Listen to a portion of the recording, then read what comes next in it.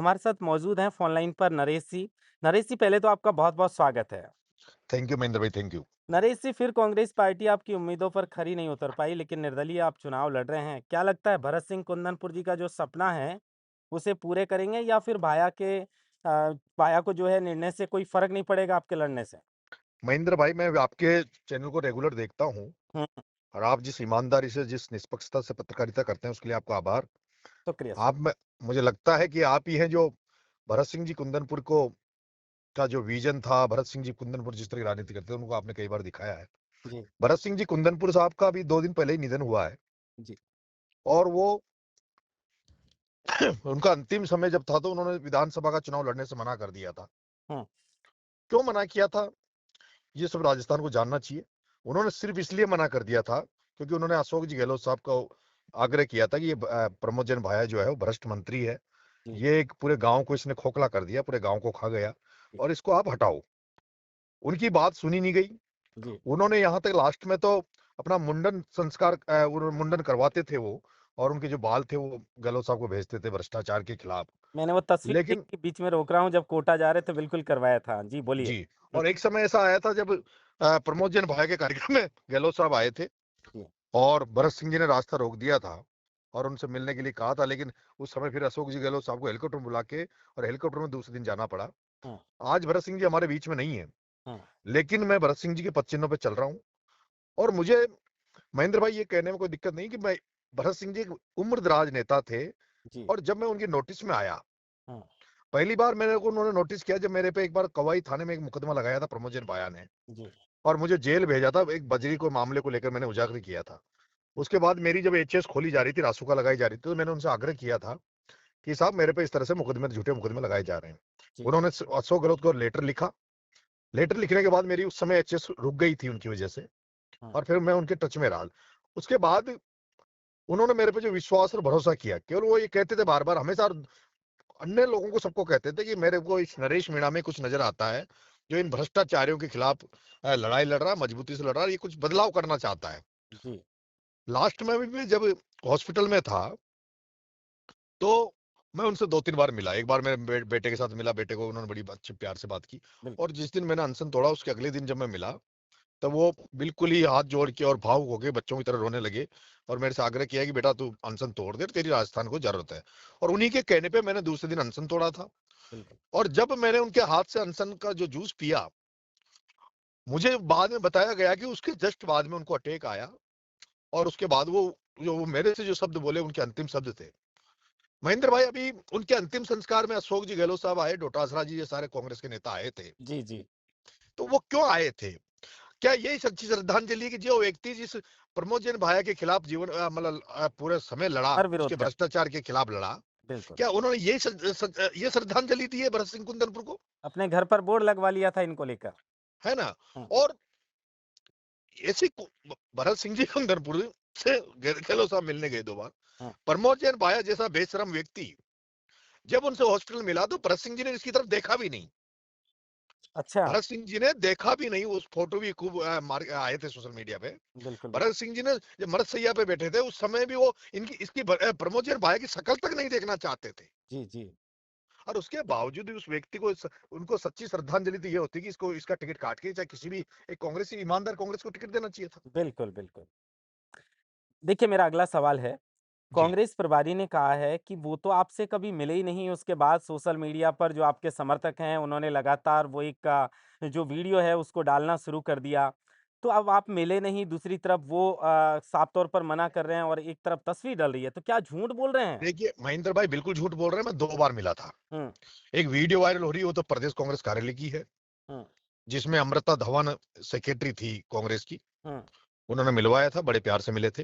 हुँ, और दूसरी बार जब मैं देवली उनियारा जब टिकट मांग रहा था, हुँ, तब भी इनसे मिला था। अभी जो वार रूम था इनका जो कांग्रेस का, उसमें मिला था। जी, आधे 1 घंटे मेरे से चर्चा करी थी इन्होंने हुँ। और बड़े ही उस समय भी, और मेरे को हमेशा कहते थे बेटा अभी धैर्य रख, अगली बार तेरे को मौका देंगे। फिर क्या पहले लगता है मिला। कांग्रेस की मजबूरी है जो 5वीं बार कांग्रेस पार्टी ने उन्हें जो है वो टिकट दिया है? क्या लगता है कांग्रेस कार्यालय को तगड़ा एक फंड दिया, लोगों से कल हम चर्चा कर रहे थे तो कह रहे थे कि भाई साहब उनका टिकट कैसे कट सकता है? क्या वजह है? क्या मजबूरी कांग्रेस की है? अब लोग तो ये कहते हैं कि सब जितने भी ज्यादातर नेताओं के घर ही प्रमोद भाया के घर से चल रहे हैं। उनकी अच्छा। दाल रोटी प्रमोद भाया के घर से चल रही है। हुँ, तो अब कैसे पार पड़े? लेकिन मेरे को उम्मीद राहुल गांधी जी से थी इस बार, महेंद्र भाई। जी। लेकिन कल मेरे आप को निराशा मिली। अच्छा, बिल्कुल हमने देखा लगातार आप टिकट की माँग कर रहे थे, मैंने बताया आपने 2002 और से अच्छा, हाँ, आप ये बात समझ सकते हो कि मैं राहुल गांधी से उम्मीद क्यों कर रहा था, बाकी से क्यों नहीं की? क्योंकि उसका आपको कारण पता था वो उसका लोग कारण आपको ये उसका कारण यही था कि जहां भी मैं जाता था पता चलता था कि यहाँ तक भाया की पहुंच है, भाया के पैसे की पहुंच है। हाँ। तो मैंने कहा चलो राहुल गांधी तो कम से कम इस मेरी बात को सुनेंगे, राहुल गांधी के नजर में आएगा। जी, जी, बिल्कुल। कल आपने आरोप लगाया एक नेशनल चैनल पर कि जो कंवरलाल मीणा यहाँ पर वसुंधरा खेमे के माने जाते हैं, विधायक यहाँ जी, चुनकर जी, आए। ओम जी। बिरला और भाया पर आप हमेशा जग ज़ाहिर है कि ये आरोप आप लगाते रहते हैं। ओम बिरला और भाया ने ही क्या कंवरलाल मीणा को इस तरह की साजिश में फँसाया है? देखो महेंद्र भाई, हुँ, कमल लाल जी के साथ मैं सौभाग्य से अभी जो मैं ये घटना हुई उसमें मैं जेल में रहा हूँ। अच्छा, और झालावाड़ वाला पिपरदी वाला मामला है, तो कमल लाल जी भी थे, मैं भी था। बिल्कुल। हमारी वहाँ वार्तालाप होती थी। उनको अच्छा, किस अच्छा। तरह से जुडिशरी का फायदा उठाकर किस तरह से उनको निपटाया गया, ये सारी चीजें बड़े आरोप मुझे लगा उन्होंने रहे हैं आप। बताई। हाँ जी, बड़े आरोप लगा रहे हैं आप। जो मुझे उन्होंने बताया, बिल्कुल, बिल्कुल। जो मुझे कंवर लाल जी ने बताया जेल के अंदर, हुँ, कि किस तरह से उन्होंने अभी मेरे पास सबूत नहीं है, लेकिन मैं एक पीसी भी करूंगा जल्दी, कोई सबूत आने वाला है मेरे पास। अच्छा। उनको निपटाया, दोनों ने मिलकर निपटाया। और इसका एक दूसरे तरीके से सारांश ये देख लो आप, हुँ, कि प्रमोद जैन भाया पे जो मुकदमे लगे थे, 27-28 मुकदमे, जी। वो टोटल के टोटल फ्रॉड के मुकदमे, 420 के भ्रष्टाचार के, लोगों को लूटने के मुकदमे हैं। अभी तक नरेश मेरा मीणा अगला छोटा सा, सवाल नरेश नरेश मीणा, महेंद्र भाई, मेरा नरेश मीणा धरना देता, नरेश मीणा को जेल में डाल देते हैं। और प्रमोद जैन भाया पे इतने मुकदमे होने के मैं बावजूद यही सवाल आपसे चल करना रहा है। चाहता हूँ कि आपके और भाया के 36 का आंकड़ा है, वजह भी सबको पता है, सिर्फ हेलो। आपके नहीं। हेलो, आवाज़ सुन पा रहे हैं आप? हाँ महेंद्र भाई। आपके और भाया के 36 का आंकड़ा है, वजह पूरे राजस्थान को पता है कि क्या वजह है, भ्रष्टाचार की वजह से। आप ही नहीं, भरत सिंह कुंदनपुर तो कांग्रेस के वरिष्ठ और ईमानदार नेताओं में शुमार थे, जो ताउम्र जी, उनका जैसा आपने बताया और हमने भी देखा, हमेशा वो जी, विरोध करते रहते थे कि भाया रे भाया, एक गाँव तो पूरा खाया, इसको जी, निकाल जी, दीजिए, नौजवानों को मौका दीजिए। खैर वो दिवंगत जी, आत्मा चले गए और ऐसे ही जी, समय पे चुनाव हैं। आपके जी। बच्चे ने भी जब जेल में थे तो रैली निकाल कर गिरफ्तारी की मांग की थी। मेरा सवाल यही है कि इतने भ्रष्टाचार के आरोप हैं, लगातार गिरफ्तारी की मांग, तो फिर बचे कैसे हुए हैं ये? ओम बिरला जी का आशीर्वाद है सर। दोनों ये जिस आज कांग्रेस पार्टी से ओम बिरला जी का पार्टी आशीर्वाद है। और यहाँ जो झालावाड़ बारह में जो लोकसभा चुनाव होते हैं, हुँ, उसमें वसुंधरा जी से मिलकर काम निकाल लेते हैं अपने। कभी भी इन्होंने आज दिन तक एक भी इनका वाकया, कोई भी किसी भी तरह का भाषण, एक भी भाषण वसुंधरा जी के खिलाफ हो तो मुझे बता दीजिए। हुँ। रंधावा जी आज ने एक आज बात कही है अभी अभी आज अभी अभी पिपलोदी का मामला हुआ। हाँ, पिपलोदी के मामले में झालावाड़ बारह में जो भी कांग्रेसी थे, वो क्यों नहीं एक शब्द बोले? तो बिल्कुल, बिल्कुल। सारे लोग मिले हुए हैं, कांग्रेस बीजेपी के मिक्सअप है यहाँ पे। नरेश मीणा पहले मुद्दा उठाते हैं, फिर विधानसभा के बाहर फ़ोटो खिंचवाते हैं, उसी मुद्दे को लेकर। कांग्रेसियों को जाना चाहिए था वहाँ पर, जिस तरह आपने संघर्ष करा। जी, जी, ये हाँ, मैं ये कह रहा था रंधावा जी ने एक बात कही, मैं उसको बड़ी गहराई से सुन रहा था। उन्होंने कहा जी, कि ट्विटर से कोई एमएलए नहीं बनते हैं। जी, मैं रिकॉर्ड पर बात कर रहा हूँ, मैंने आज भी खबर चलाई, मैं हमेशा चलाता हूँ। मैं एक ही बात कहता हूँ, ट्विटर से उन्होंने कहा कि नेता नहीं बनते, एमएलए नहीं बनते, जी, 45,000 छबड़ा में लाए, 60,000 जी, देवली उनियारा में ट्विटर से नहीं आए, उनके जी, प्रत्याशियों की आपने जमानत जब्त कराई, तो फिर उन्होंने जो आकलन किया था दोनों जगह पर, खैर जी, प्रमोद जैन भाया का ये भी 14 नवंबर को पता चल ही जाएगा। चुनाव जी। परिणाम में, तो क्या वो ट्विटर नेता आपको बता रहे हैं तो फिर उनके प्रत्याशी वो कहाँ से ढूँढ कर लाते हैं? पहला तो महेंद्र भाई, मेरा ये निवेदन है आपसे, हाँ, कि वो जो ट्विटर पे जो ट्विटर का नेता एमएलए नहीं बनता। हाँ, ट्विटर पे कोई जानवर नहीं है, गाय भैंस नहीं है। हाँ, ट्विटर पे आदमी है। जो बिल्कुल। लोग ट्विटर को जिस पर फॉलो करते हैं, लाइक कमेंट देते हैं, वो जनता है। हुँ, आप सबसे पहले तो उनका अपमान कर रहे हो, पहली बात है इस तरह से बातें करके। बिल्कुल। आपको यही पता नहीं है कि कमेंट और लाइक तो आदमी मानव करता है, आदमी करता है, जानवर थोड़ी ना करता है। हुँ, हुँ, और किसी व्यक्ति को ट्विटर के माध्यम से, सोशल मीडिया के माध्यम से इतने लोग लाइक पसंद कर रहे हैं, हुँ, और उसको आप नजरअंदाज कर रहे हो बार बार। बिल्कुल, फिर बिल्कुल। दूसरा धरातलीय आप देखते हो। हुँ, तो मैंने लिखा था जब राहुल गांधी को ट्वीट किया था, हुँ, कि मैं जनरल सेक्रेटरी रहा हूँ एनएसयूआई का। मैंने पूरा पढ़कर बताया, जी, 2000 से जी, आपने हाँ। पिताजी से लेकर जो शुरुआत की है। मैं जीता हुआ, नॉट नॉमिनेटेड नहीं था, मैं जीत कर जनरल सेक्रेटरी बना हूँ राजस्थान विश्वविद्यालय का। बिल्कुल, बिल्कुल। मेरे फादर निर्विरोध सरपंच रहे, मेरे ससुर निर्विरोध सरपंच रहे, हुँ, मेरी माँ भी वर्तमान में सरपंच है। 30 साल से लगातार हम पंचायत राज में हमारी हिस्सेदारी है। हुँ, और सरपंच और पंचायत राज में लगातार बनने रहना हुँ। आसान नहीं है। एमएलए भी कोई हो सकता है बन जाए एमएलए बन जाए पर पंचायत राज में लगातार, बिल्कुल, बिल्कुल। है ना। हुँ, दूसरा छबड़ा चुनाव लड़ा जो मेरी खुद की कॉन्स्टिट्यूंसी नहीं थी, 45,000 लोगों ने वोट दिया। बिल्कुल। और अभी पीपलदा देवली उनियारा लड़ा तो 60,000 लोगों ने वोट दिया। हुँ, हुँ, मैं अभी महेंद्र भाई जनता से, अंता की जनता से कह रहा हूं, मेरा गृह जिला है 12।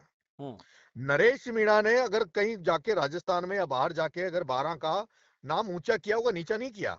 नरेश मीणा ने 12 जिले को गौरवान्वित किया है। जी। नरेश मीणा वो शख्स है जिसने हाड़ौती में पैदा होने के बाद पहला शख्स है जो राजस्थान विश्वविद्यालय से जनरल सेक्रेटरी बना। नहीं तो हाड़ौती का कोई व्यक्ति वहां जाकर कभी छात्र संघ में राजनीति नहीं करी। तो क्या शुरू से ही नरे रोकने का प्रयास किया? आपने कहा कि 2004 में चुनाव ही बंद करवा दिया आपको रोकने आप के लिए। देखिए ना, हाँ, राजस्थान विश्वविद्यालय का मैं 2004 में अध्यक्ष का चुनाव लड़ा। हुँ, 6 साल उस समय भी विश्वविद्यालय के चुनाव बंद कर दिए गए, 2010 में चालू हुए। हुँ, उस समय अगर शायद हो सकता है मेरे को मैं भी यूनिवर्सिटी का अध्यक्ष बन जाता, तो हुँ। मुझे भी कहीं मौका मिल जाता। क्या मैं कांग्रेस के प्रत्याशी के पास तो बड़ी संपत्ति है। अब लोग कह रहे हैं कि भाई हम नरेश मीणा के साथ हैं, तो क्या जनता के प्यार से चुनाव लड़ेंगे? कैसे लड़ेंगे आप? देखिए ऐसा है, हुँ, मैंने हारते हुए तो बिरला, जो टाटा बिरला हुआ करते थे, जमशेद टाटा, और उस समय जो बिरला थे, हुँ, बिरला को भी झुंझुनू की जनता ने हराया था। हुँ, जो आज के अडानी अंबानी है, उस जमाने के उसी समय टाटा बिरला उसी तरह के सेठ थे बड़े। और बिरला सेठ को झुंझुनू के लोगों ने हरा दिया था एक आम आदमी से। हुँ, तो जनता के ऊपर है, जनता अगर मन बना ले, जनता चाले, जनता को यह हो जाए कि नहीं ये ईमानदार है और ये भ्रष्ट है। हुँ, हुँ। मैंने कहा ना, मैंने 12 को गौरवान्वित किया। और भाया ने क्या किया 12 के लिए? 12 के लिए भाया ने ये किया कि पूरे हिंदुस्तान में ये जता दिया कि 12 के लोग ऐसे व्यक्ति को वोट देकर भेज देते हैं जिस पर खुलेआम नारे लगते हैं कि खाया रे खाया, खूब खाया, बाया रे चो। तो बिल अभी जनता तय करेगी कि कौन से बेटे को वो लोग पसंद करेंगे, हाड़ौती को किस तरह के राजनेता चाहिए, ये जनता तय करेगी। बिल्कुल, ये जनता तय करेगी और फैक्टर भी देख सकते हैं आप, जातिगत का कोई असर नहीं पड़ता। सैनी हैं, वहाँ पर एससी हैं, मीणा हैं, धाकड़ जी, हैं। तो जी। क्या लगता है नरेश जी, मेरा एक चलिए आखिरी सवाल आपसे पूछता हूँ। क्या लगता है आपको कि फाइनल नतीजे के लिए तो हमें 14 नवंबर का खैर इंतज़ार करना पड़ेगा। लेकिन क्या लगता है आपको भाया कांग्रेस को तो देखिए भाग मेरा मेरा मेरा ये जनता को चुनाव एक भाएँगे ऐसा, या फिर कांग्रेस को नरेश मीणा फिर याद आएगा? देखो मेरा एक ऐसा चुनाव है महेंद्र भाई, हुँ, या तो मेरी राजनीतिक किताब का पन्ना खत्म हो जाएगा, अच्छा। और या फिर इतिहास बनाया जाएगा। दो ही चीज होनी है। या तो चलिए आपको मेरे राजनीतिक सूर्य अस्त हो जाएगा इस अंता के चुनाव से, और या राजनीति में मेरा कोई नया पन्ना खुल जाएगा।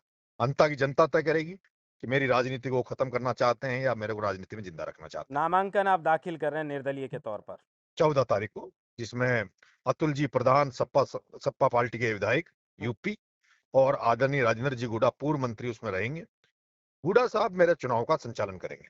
बिल्कुल, देखिए आपकी एंट्री के बाद ये चुनाव पर 200 विधानसभाओं की निगाहें हैं। हमारी शुभकामनाएँ आपके साथ हैं। चुनाव का परिणाम का इंतज़ार करेंगे और 14 को जब आप नामांकन दाखिल करेंगे 14 अक्टूबर को, तब भी जी, कवरेज दिखाएँगे। चलिए शुक्रिया नरेश जी बहुत-बहुत आपका। Thank you sir, thank you.